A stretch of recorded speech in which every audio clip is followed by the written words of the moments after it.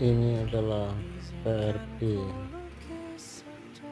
dimana PRB itu kegunaannya untuk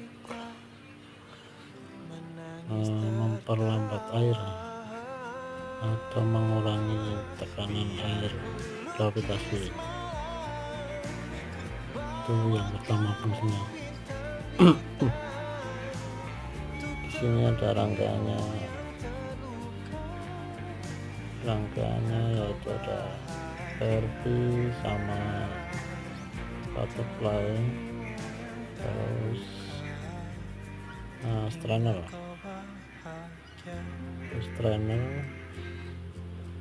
yang jadi satu kesatuan nanti akan bekerja semua untuk mengurangi tekanan air.